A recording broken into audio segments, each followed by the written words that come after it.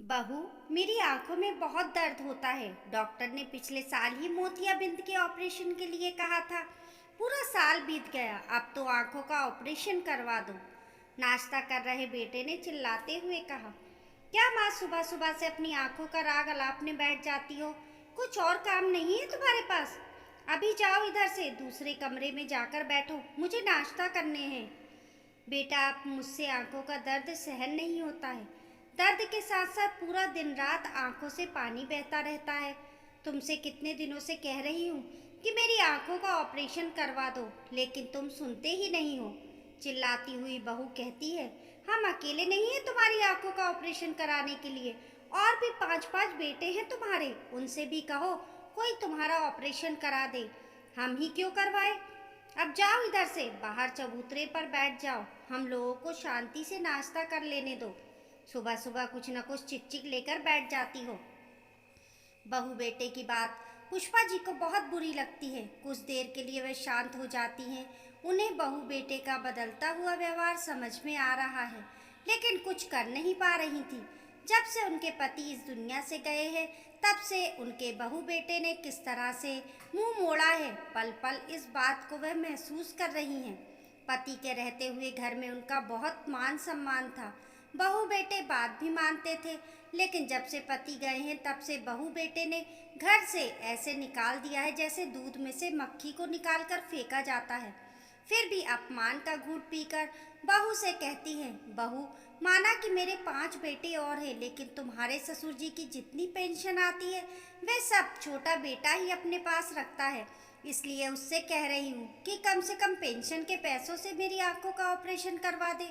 वैसे भी मैंने अपने बेटे बहू से कभी ज्यादा उम्मीद नहीं की, और ना ही मेरे कोई खर्च है। अगर किसी और बेटे से कहूंगी तो वह भी मुझसे यही कहेंगे कि आपको पेंशन दे रही हो, उसी से अपनी आंखों का ऑपरेशन करवाओ। इसलिए सबसे पहले तुम्हारा ही कर्तव्य है मेरी आंखों का ऑपरेशन करवाने का। पुष्पा जी की बात सुन बहू भड़कते हुए कहती है, देख रहे हो तुम्हारी माँ अपनी पेंशन के पैसों की धौंस दिखा रही हैं। देखी तुमने अपनी माँ की हिम्मत कितनी ज्यादा बढ़ती जा रही है। तुम्हारी माँ की हिम्मत। कुर्सी से उठकर बेटा आता है और माँ से भड़कते हुए कहते हैं, माँ क्या फालतू की बात कर रही हो? अगर मैं पिताजी की पेंशन ले रहा हूँ तो तुम्हें भी तो अपने साथ रखा हूँ, 2 वक्त का खाना दे रहा हूँ। ये तुम्हें दिखाई नहीं देता? पेंशन की धौंस दिखा रही हो। और अगर पेंशन ले रहा हूँ तो तुम्हें अपने साथ रखकर इतना सारा एडजस्टमेंट भी तो कर रहा हूँ। यही एहसान मानो कि मैं तुम्हें अपने साथ रख रहा हूँ। बेटे की बात सुनकर पुष्पा जी दुखी हो जाती हैं कि अपनी बूढ़ी माँ को रखने के लिए भी बेटे को एडजस्टमेंट करना पड़ रहा है। वह कहाँ जाएगी? निराश होकर कमरे में चली गई। सुबह के 10 बज गए, भूख भी लगी थी। बेमन से बहू से कहती है, बहू नाश्ता नहीं किया है, भूख लग रही है, क्या बनाया है मुझे भी दे दो। माँ जी, तुम्हें तो सुबह सुबह कुछ करना धरना होता नहीं है, बस खाने के लिए बैठ जाती हो। मुझे 10 काम करने होते हैं। बच्चों को स्कूल भेजना है, टिफिन तैयार करने हैं, पति को भी ऑफिस के लिए भेजना है। सारे काम करने के बाद ही तुम्हें नाश्ता दूंगी। और तुम्हें कौन सा ऑफिस जाना है? घर पर ही तो हो, तो जाओ जाकर बाहर बैठो। अब इधर मेरे सामने मत बैठो। बहू की बात सुनकर पुष्पा जी घर के बाहर बने चबूतरे पर आकर बैठ गई। बहू बेटे के व्यवहार से वह बहुत दुखी थी। उनको बस एक ही चिंता सताई जा रही थी कि अभी तो उनके हाथ पैर चल रहे हैं, आंखों से थोड़ा बहुत धुंधला दिखाई देता है, खुद ही अपने शरीर के काम कर लेती हैं। और जिस दिन अपनी आंखों से पूरी तरह से अंधी होकर बैठ जाऊंगी, अपने काम नहीं कर पाऊंगी, तो बहू बेटे पता नहीं मेरे काम करेंगे भी या नहीं। और जिंदगी कितनी लंबी है ये मुझे भी नहीं पता। मैं लाचार होकर बहू बेटों के पास नहीं रह सकती। ये सोच के ही पुष्पा जी सोच में पड़ जाती हैं कि आज जब मैं अपने हाथ से अपने शरीर के काम खुद कर रही हूँ, बहू के घर के छोटे मोटे कामों में भी हाथ बटा देती हूँ, तब तो बहू बेटे मुझे कुछ नहीं समझते। और जिस दिन पूरी तरह से अपने शरीर से भी उन पर आश्रित हो जाऊंगी, उस दिन मेरे जीवन नर्क के समान हो जाएगा। नहीं नहीं, मैं अंधी होकर बहू बेटे पर आश्रित नहीं होना चाहती। मेरा एक बहू बेटा नहीं सुन रहा तो क्या हुआ, मेरे 5 बेटे और हैं। मैं उनसे कहती हूँ कोई ना कोई मेरी आंखों का ऑपरेशन जरूर करा देगा। दरअसल पुष्पा जी गांव में अपने छोटे बेटे बहू के साथ रहती हैं। बाकी के उनके पांचों बेटे शहरों में अपने अपने परिवार के साथ रहते हैं। पांचों बेटे सरकारी नौकरी करते हैं। दो बेटे टीचर हैं, एक पुलिस में है और दो बेटे बैंक में हैं। सबसे छोटा गांव में खेती बाड़ी करता है, साथ ही दुकान चलाता है। एक बेटी है जिसकी शादी बहुत समय पहले ही कर दी थी। वह भी अपने ससुराल में आराम से रह रही है। साल में कभी कभार 2-4 दिन के लिए मायके आती है। पुष्पा जी बाहर चबूतरे पर बैठी है, तभी उनका बेटा फोन पर बात करते हुए अपनी दुकान के लिए जाने लगता है। तो पुष्पा जी टोकते हुए कहती हैं, बेटा फोन पर किससे बात कर रहे हो? माँ, मैं नीरज से भाई से बात कर रहा हूँ। अच्छा, नीरज से बात कर रहे हो? बेटा मेरी भी बात करा दो, बहुत दिनों से उससे बात नहीं हुई है। कमरे की दहलीज पर खड़ी हुई बहू चिल्लाते हुए कहती है, माँ जी, जब भी ये घर से बाहर निकलना करें तो पीछे से टोका मत करो। कितनी बार तुमसे कहा है, पर तुम्हें कुछ समझ नहीं आता। जाते हुए इंसान को पीछे से टोक देती हो। बूढ़ी हो गई हो लेकिन कुछ भी पता नहीं है। बहुत मिन्नत करने के बाद सबसे छोटा वाला बेटा माँ को फोन देता है। फोन लेते ही पुष्पा जी 5वें नंबर के बेटे नीरज को, जो कि पास के ही शहर में रहता है, से कहती हैं, बेटा तुम कितने दिनों से घर नहीं आए हो, कब आ रहे हो? माँ, अभी पिछले महीने ही तो आया था, इतनी जल्दी मैं घर नहीं आ सकता। और बताओ तुम्हें क्या काम है? मैं अभी ड्यूटी पर जाने के लिए तैयार हो रहा हूँ। कुछ ज़रूरी काम हो तो बोलो, नहीं तो फ़ोन रखो। पुष्पा जी कहती है, बेटा फ़ोन मत रख, मैं ये कह रही थी कि मेरी आंखों में बहुत दर्द है, आंखों का ऑपरेशन करा दो। मोतियाबिंद उतर आया है, बहुत धुंधला दिखाई देने लगा है। क्या माँ, फिर से वही बातें? कुछ ढंग की बातें नहीं है क्या तुम्हारे पास? ये सब बातें करने के लिए मेरे पास समय नहीं है, फ़ोन रखो। इतना कहकर बेटा फ़ोन काट देता है। पुष्पा जी ने बड़े ही आस के साथ अपने 5वें नंबर के बेटे से फ़ोन पर बात की थी, लेकिन उसने तो बात सुनते ही फ़ोन काट दिया। बाहर बैठे बैठे बहुत देर हो गई। आंखों के आंसू पोंछकर वह अंदर आकर बैठ गई। बहू, अब तो तुम्हारे सारे काम निपट गए होंगे। बेटा भी दुकान चला गया और बच्चे भी स्कूल चले गए। अब तो कुछ खाने को दे दो। माँ जी, नाश्ते में जो कुछ बनाया था वह तो खत्म हो गया, खाना बनाने जा रही हूँ, अब सीधा खाना ही खाना। इतना कहकर बहू नहाने के लिए चली गई। पुष्पा जी को बहुत तेज भूख लग रही थी। रसोई में जाकर देखने लगी, शायद कुछ रखा हो तो वह खा ले, लेकिन उन्हें रसोई में कुछ नहीं मिलता है। चुपचाप से आकर फिर से बाहर चबूतरे पर नीम के पेड़ के नीचे बैठ जाती हैं। पड़ोस में ही एक छोटी सी दुकान है, उस पर बैठा हुआ एक लड़का कहता है, क्या हुआ काकी, नाश्ता नहीं किया क्या? इतनी जल्दी बाहर आकर बैठ गई। पुष्पा जी कुछ नहीं कहती है। वह समझ जाता है आज भी काकी को नाश्ता नहीं मिला है। दुकान से बिस्किट का पैकेट वह पुष्पा जी को दे देता है। बेटा, मेरे पास देने के लिए पैसे नहीं हैं। कोई बात नहीं काकी, मेरे ऊपर काका जी के बहुत सारे एहसान हैं। अगर आपको एक बिस्कुट का पैकेट दे भी दूंगा तो मेरा कुछ नहीं बिगड़ जाएगा। पुष्पा जी पानी में डुबोकर बिस्कुट खा लेती हैं, लेकिन आंखों के दर्द से बहुत ज़्यादा परेशान है। और सबसे बड़ी चिंता तो उन्हें ये खाई जा रही है कि अगर मुझे आंखों से दिखना बंद हो गया तो बुढ़ापा बहुत कष्टदायक हो जाएगा। काकी, आपकी आंखों में दर्द हो रहा था, क्या हुआ? आपने बेटे से ऑपरेशन के बारे में बात की क्या? मैंने भी भैया को कहा भी था, पास के ही शहर में एक कैंप लगा है, बस आपको लेकर जाना है, आसानी से ऑपरेशन हो जाएगा। हाँ बेटा, बात तो करी थी, लेकिन भरत ने कुछ कहा नहीं और वह सोचने लगती है, जब 2 महीने पहले मेरा हाथ टूटा था तो बहू को मेरे कपड़े धोने पड़ते थे, कितना गुस्सा करती थी। हाथ तोड़कर बैठ गई हो, घर के काम करूं कि तुम्हारे कपड़े धुलूं? मेरे हाथ का प्लास्टर निकलते ही उसने कपड़े धोने छोड़ दिए थे। हाथ में दर्द होते हुए भी मैं कितनी मुश्किल से अपनी साड़ी धुल पाती थी, ये तो मैं ही जानती हूँ। अभी मेरे दोनों बड़े बेटे गांव आने वाले हैं, क्योंकि दोनों की ससुराल में शादी है। मेरे दोनों बड़े बेटे की शादी एक ही घर में हुई है, दोनों सगी बहनें हैं। जब शादी में आएंगे तो फिर मैं उनसे अपनी आंखों के ऑपरेशन के बारे में बात करूंगी। कुछ ही दिनों में उनके दोनों बेटे बहू घर में आए। बड़ी बहू देवरानी को बताते हुए कहती है, ये देखो, मैंने भाई की शादी में पूरे 10,000 का लहंगा खरीदा था, कितना सुंदर लग रहा है। मैंने भी अपने पति से बोल दिया था कि मेरे भाई की शादी है, जब तक तुम मुझे सोने के झुमके नहीं दिलवा दोगे तब तक मैं शादी में नहीं जाऊंगी। अरे ऐसे कैसे शादी में नहीं जाओगी? चलो मैं तुम्हें सोने के झुमके दिलाता हूँ। और उसी दिन मेरे पति ने मुझे सोने के झुमके दिलवा दिए, पूरे 60,000 के आए हैं। बहू की बातें सुनकर पुष्पा जी फूली नहीं समा रही थी कि चलो मेरे बेटों ने कितनी तरक्की कर ली है। बहुएं कितने अच्छे अच्छे कपड़े पहन रहे हैं, सोने के गहने पहन रही हैं। भले ही मैं अपने शौक पूरे ना कर पाई हूँ, लेकिन मेरे बच्चे तो अपने शौक पूरे कर रहे हैं। जब मेरे बच्चे छोटे छोटे थे तब मेरे पास इतनी सारी जिम्मेदारियां थी कि अपने लिए एक साड़ी खरीदने तक के लिए 10 बार सोचना पड़ता था, क्योंकि हमारा संयुक्त परिवार था और घर में नौकरी करने वाले एकमात्र मेरे पति थे। पति की सैलरी से ही पूरे घर के खर्चे चलते थे। दोनों नंदों की शादी के माता पिता की जिम्मेदारी, दवाई का खर्चा भी मेरे पति ही उठाते थे। और फिर 6-7 बच्चों को पढ़ाना लिखाना आसान नहीं होता है, तो इतनी सारी जिम्मेदारी के बीच अपने सपने पूरे करने का कभी मौका ही नहीं मिला। लेकिन भगवान की दया से आज मेरे पूरे बेटे खूब पैसे कमा रहे हैं, खूब तरक्की कर रहे हैं, किसी बात की कमी नहीं है।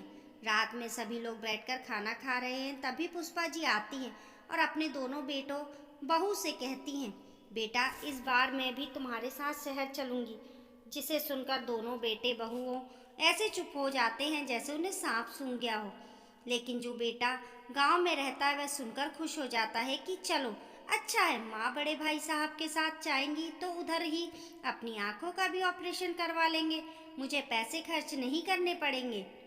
अच्छा है माँ, आप तो भाई साहब के साथ शहर चली जाओ, उधर ही अपनी आंखों का ऑपरेशन भी करवा लेना, क्योंकि भाई साहब तो बड़े शहर में रहते हैं, उधर डॉक्टर भी अच्छे अच्छे होंगे, आराम से आपकी आंखों का ऑपरेशन हो जाएगा। तभी बड़ी भाभी चिढ़ते हुए कहती है, क्यों माँ जी को ले जाए अपने साथ? माँ जी की पूरी पेंशन तुम रखते हो और हम उनकी आंखों का ऑपरेशन क्यों करवाएं? हाँ हाँ दीदी, सही कह रही हो, देवर जी आंखों का ऑपरेशन तुम्हें ही करवाना पड़ेगा, हम उनके ऊपर कोई पैसा खर्च नहीं करेंगे। और वैसे भी पिताजी के जाने के बाद हम पूरे भाइयों ने यह तय किया था कि जो भी बेटा पेंशन रखेगा वह माँ की जिम्मेदारी भी निभाएगा, या तो तुम कहो कि जितनी भी पेंशन आती है वह हमें दोगे, उसके बाद ही ऑपरेशन कराएंगे। इसके लिए छोटा बेटा बहू तैयार नहीं होते और कहते हैं, नहीं नहीं, हम पेंशन के पैसे तुम्हें क्यों देंगे, तुम लोग तो पहले से ही अच्छी खासी नौकरी करते हो, अच्छी सैलरी मिलती है, पेंशन के पैसे तो हम ही रखेंगे।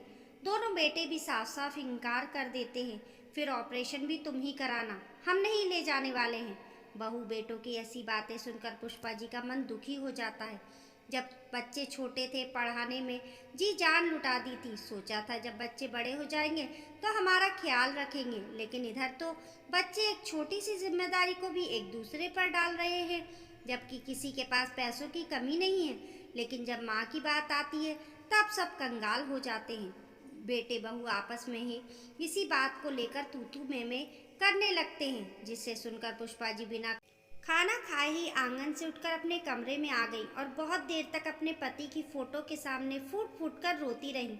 मुझे नहीं पता था आपके जाने के बाद मुझे ऐसे दिन भी देखने पड़ेंगे। उस दिन वह खाना नहीं खाती हैं, लेकिन एक भी बेटा बहू सब अपनी माँ के प्रति दया नहीं दिखाता। ये भी नहीं कहा कि माँ आपने खाना नहीं खाया, खा लो। सभी लोग खाना खाकर चुपचाप से अपने अपने कमरे में जाकर सो गए और सुबह इस शहर के लिए निकल गए। बड़ी ही आस के साथ पुष्पा जी ने अपने बेटों से ऑपरेशन के लिए कहा था, लेकिन बेटे सारी आस तोड़कर पत्नियों को लेकर शहर चले गए। एक दिन पुष्पा जी बहू से कहती हैं, बहू आंखों में डालने वाला ड्रॉप खत्म हो गया है, उसको ही मंगा दो। क्या माँ जी, अभी 4 दिन पहले ही तो मंगाया था और खत्म हो गया। रोज आंखों में ड्रॉप डालने की क्या जरूरत है, एक दिन छोड़कर एक दिन डाला करो। बहू जैसे डॉक्टर ने कहा था वैसा ही तो करती हूँ, और छोटी सी आंखों में मैं कितना ड्रॉप डाल लूँगी। इतना कहकर पुष्पा जी बाहर चबूतरे पर आकर बैठ गई। अब उनके 2 बेटे और रह गए हैं, जिससे उन्हें अपनी आंखों के ऑपरेशन के बारे में बात करनी है। लेकिन जब वह अपने उन दोनों बेटों को फ़ोन करती हैं तो उन्हें पहले से ही पता चल जाता है कि माँ की आंखों का ऑपरेशन होना है और सभी लोगों ने मना कर दिया है। तो अब वह मुझे भी ऑपरेशन के लिए फ़ोन ज़रूर करेंगी, इसलिए वह फ़ोन ही नहीं उठाते। पुष्पा जी को बेटे बहू का व्यवहार बहुत अच्छी तरह से समझ में आ रहा है कि किस तरह से अपनी बूढ़ी माँ से 6-6 बहुएं बेटे कन्नी काट रहे हैं। एक छोटे से आंखों के मोतियाबिंद का ऑपरेशन कराने में छः छः बेटों के आगे हाथ जोड़ने पड़ रहे हैं, लेकिन फिर भी बेटे बहू मेरी आंखों का ऑपरेशन कराने के लिए तैयार नहीं है। पूरी रात पुष्पा जी यही बात सोच सोच कर रोती रहीं कि पूरी दुनिया बेटे के पैदा होने पर कितनी खुशी मनाती है कि बेटे पैदा होंगे तो बुढ़ापे पर हमारी देखभाल करेंगे। क्या यही देखभाल करने के लिए हम बेटे पैदा करते हैं, जो हमारा ले तो सब कुछ लेते हैं, लेकिन जब देखभाल की बारी आती है तो सभी एक दूसरे पर माँ को बोझ समझकर डालने की कोशिश करते हैं और अपना पल्ला झाड़ लेते हैं। पूरी रात पुष्पा जी सोई नहीं, लेकिन मुझे इतना समझ में आ जाता है कि वह बेचारी बनकर जिंदगी नहीं काटने वाली हैं। बुढ़ापा किसी ने नहीं देखा है, पता नहीं भगवान ने कितनी उम्र दी है। वैसे तो अब वह पति के जाने के बाद अपनी लंबी उम्र चाहती ही नहीं है, आराम से भगवान के पास चले जाना चाहती हैं, लेकिन यह भी जानती हैं कि भगवान के आगे किसकी चलती है। जितनी उम्र दी है उतनी तो जीना ही है, लेकिन अब वह अपनी ज़िंदगी को किसी के आगे गिड़गिड़ाकर नहीं जिएंगी, स्वाभिमान के साथ अपने बुढ़ापे को काटे। यही सोचकर वह एक निर्णय लेती हैं और सुबह उठते ही बहू के फ़ोन से वह अपनी बेटी को फ़ोन करती हैं।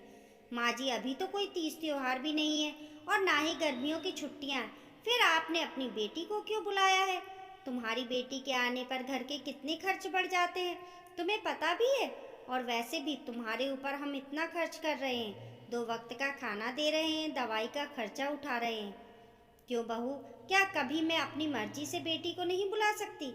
ये घर तुमसे पहले मेरा है, पूरे 50 साल रही हूँ इस घर में, तो इस घर से मेरा लगाव बहुत पुराना है।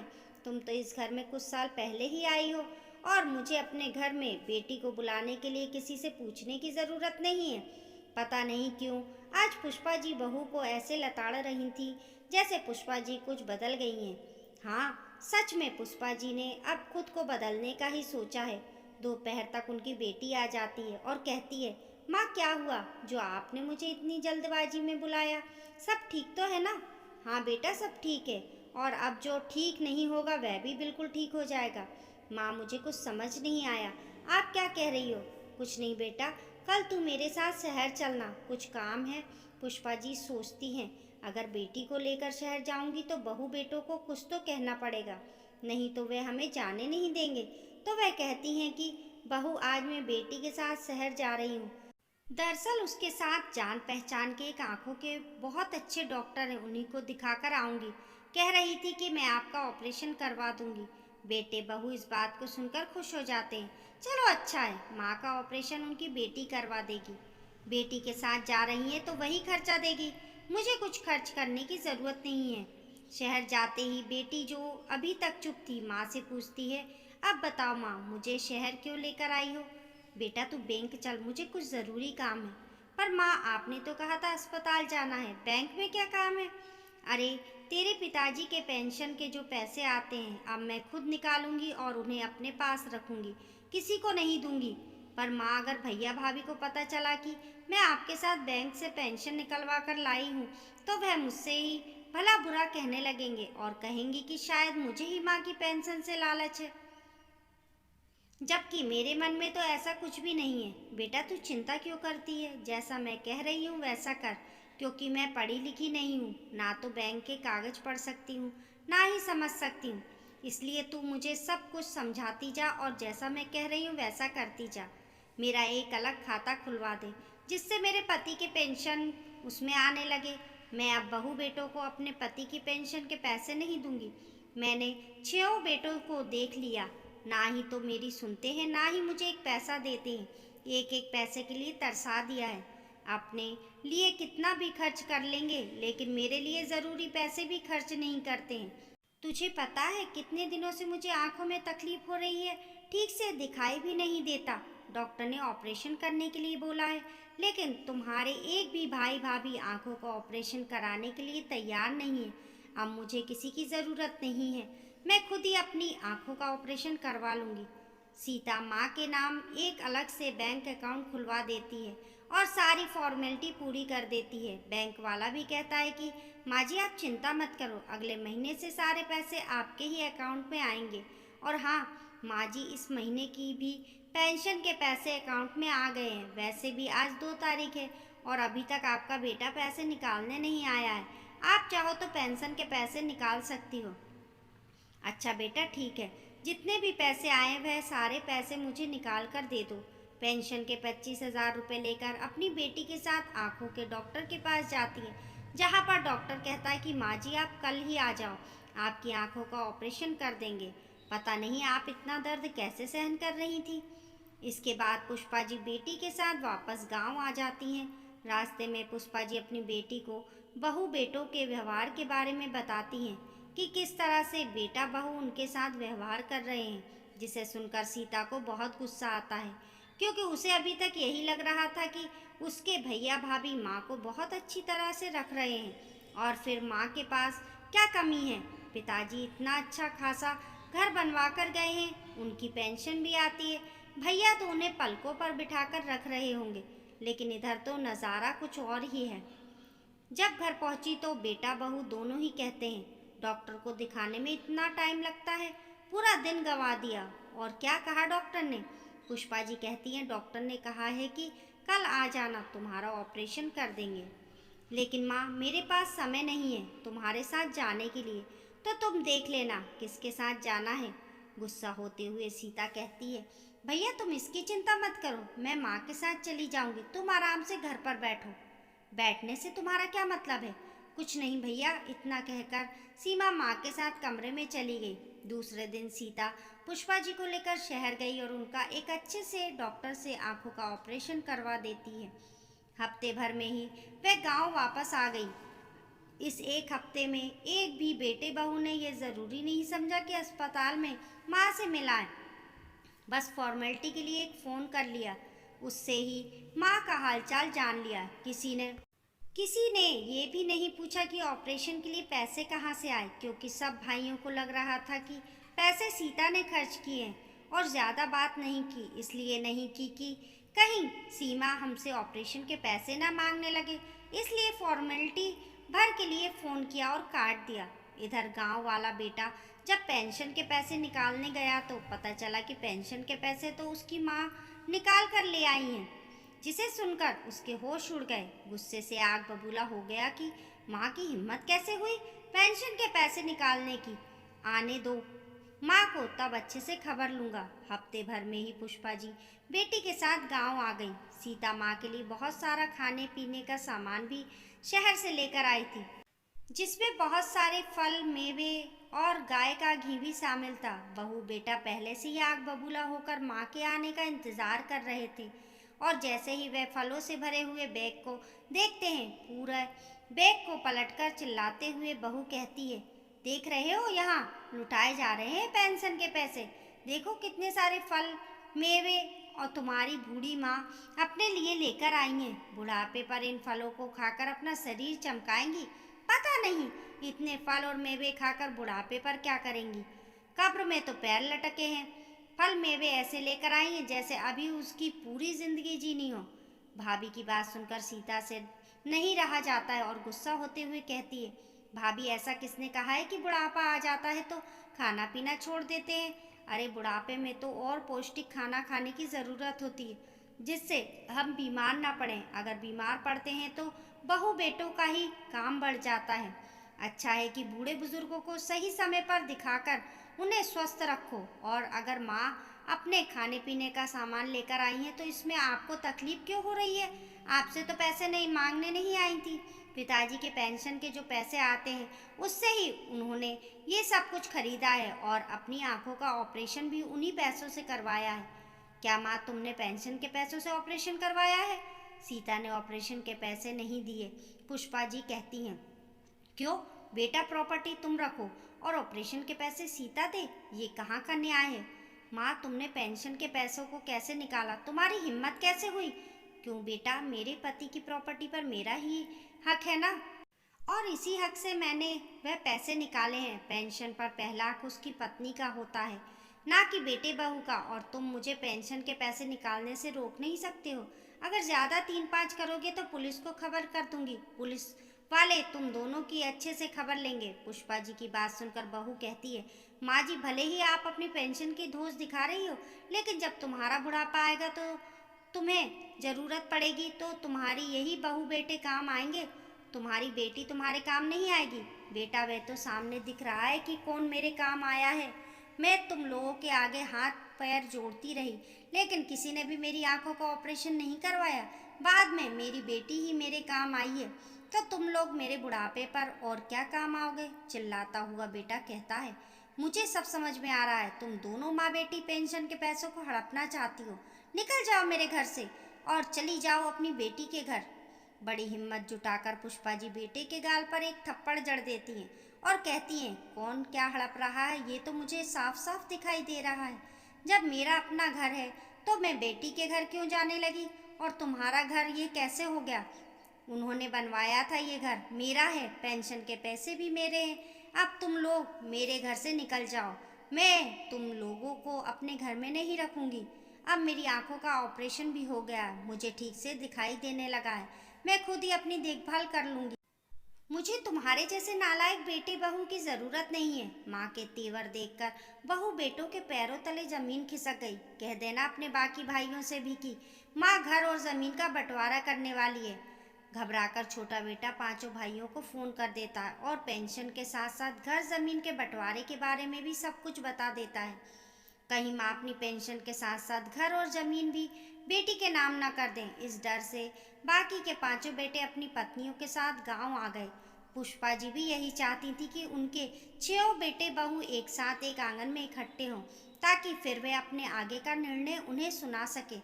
आते ही बहू बेटे ने ये भी नहीं पूछा कि माँ की आंखों का ऑपरेशन कैसा रहा, सब ठीक है, कोई डर तो नहीं है, बल्कि चिल्लाते हुए कहने लगे कि ये तुमने सही नहीं किया माँ। हंसती हुई पुष्पा जी कहती हैं, वाह बेटा, मैं तुम्हें बुलाती रही, तब तो किसी के पास भी समय नहीं था गांव आने का, लेकिन जैसे ही पैसे या जमीन की बात आई तो कैसे भागे भागे गांव आ गए। बूढ़ी माँ के लिए किसी के पास 2 दिन का समय नहीं था, अब कैसे समय मिल गया तुम सबको? माँ की बात सुनकर 6 बहू बेटे चुप हो गए। तभी उन दोनों बेटों जिन्होंने फ़ोन नहीं उठाया था, पुष्पा जी कहती हैं, क्यों तुम दोनों ने तो मेरा फ़ोन ही नहीं उठाया था? ज़मीन और घर के बंटवारे की बात सुनकर भागे भागे आ गए। समझ नहीं आता है तुम लोगों को। तुम जैसे नालायक बेटों की जगह भगवान मुझे 6 बेटियां दे देता तो अच्छा होता। माँ, क्या फालतू की बातें कर रही हो? और तुम्हारे दिमाग में ये ज़मीन बांटने की बात कहाँ से आ गई? सही कह रहे हो बेटा, पहले तो मेरे दिमाग में पेंशन भी लेने का विचार नहीं था। मुझे लगता था कि मेरे 6 बेटे हैं, फिर मुझे चिंता करने की क्या ज़रूरत? जब पैसों की ज़रूरत पड़ेगी तो बहू बेटे मुझे पैसे दे देंगे, लेकिन मैंने देख लिया, जब मुझे ज़रूरत पड़ी तो कोई मुझे अस्पताल में देखने तक नहीं आया।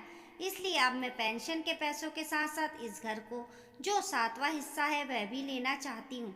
माँ, तुम घर और ज़मीन का जो 7वां हिस्सा है उसको लेकर क्या करोगी? मैं गरीब को दान कर दूँ, चाहे किसी आश्रम में जाकर दे दूँ, लेकिन अपना हिस्सा मैं तुम बहू बेटों को नहीं दूंगी, तुम लोगों को नहीं दूंगी। जब तक रहूंगी उन पैसों से अपना बुढ़ापा काटूंगी। माँ, तुम्हारे लिए तो पेंशन के पैसे ही पर्याप्त हैं, फिर ज़मीन और घर क्यों लेना चाहती हो? क्योंकि मैं अपने हिस्से का एक टुकड़ा भी तुम लोगों को नहीं देना चाहती। भले ही सड़क के भिखारी को दे दूँ, जिसको देना होगा दे दूंगी, जो मेरी सेवा करेगा उसे दूंगी, लेकिन फोकट में अपना हिस्सा किसी को नहीं दूंगी। और अंत में पुष्पा जी अपने घर और ज़मीन का 7वां हिस्सा ले ही लेती हैं। अब उनके पास ना तो पैसों की कमी है, ना ही किसी और चीज़ की। सेवा करने का कौन इच्छुक है? जो भी इच्छुक होगा उसको मैं अपनी पेंशन का आधा हिस्सा दूंगी। सभी बेटे कहने लगते हैं, माँ, आप मेरे साथ शहर चलो। तो दोनों बड़े बेटे भी कहने लगते हैं, आप हमारे साथ चलो, हम दोनों भाई आस पास ही रहते हैं, जहाँ आपका मन करे उधर आती जाती रहना। कल तक जो बेटे बहू बूढ़ी माँ को बोझ समझकर एक दूसरे पर डाल रहे थे और कन्नी काट रहे थे, आज वही पैसों के लालच में माँ को अपने साथ ले जाने के लिए लड़ झगड़ने लगे और एक एक करके अपने पास माँ को बड़े आराम से रखने लगे, उनकी सेवा भी करने लगे। अब अपने हिस्से का घर, ज़मीन और पेंशन सब कुछ पुष्पा जी अपने हाथ में रखती और जितना ज़रूरी होता जिस बेटे बहू के पास रहती उतना खर्च कर लेती, अपने पास रखती। दोस्तों, अगर बुढ़ापे पर बहू बेटा सेवा नहीं करते तो बुजुर्गों को अपने लिए कदम उठाना चाहिए, क्योंकि जहाँ भी सीधी उंगली से घी नहीं निकलता है वहाँ पर उंगली को टेढ़ा करना ही पड़ता है। और पुष्पा जी ने भी वही किया। जब हम अपना सब कुछ बच्चों को दे देते हैं और उन पर आश्रित हो जाते हैं और बाद में अपने ही पैसे उनसे हाथ फैलाकर मांगने पड़ते हैं, तो बेटे हमारे ही पैसे हमें देने में एहसान दिखाते हैं। तो अच्छा है कि बुढ़ापे पर अपने पैसे अपने हाथ में रखें। भले ही आधा हिस्सा हम बच्चों को दे रहे हैं, लेकिन कुछ हिस्सा अपनी ज़रूरत के अनुसार अपने पास रखें। इस कहानी को लेकर आप लोगों की क्या राय है, हमें कमेंट करके ज़रूर बताइए। कहानी पसंद आने पर लाइक और शेयर करें। ऐसी ही अच्छी अच्छी कहानियों के लिए चैनल को सब्सक्राइब करना ना भूलें। मिलते हैं फिर एक नई कहानी के साथ, तब तक के लिए नमस्कार।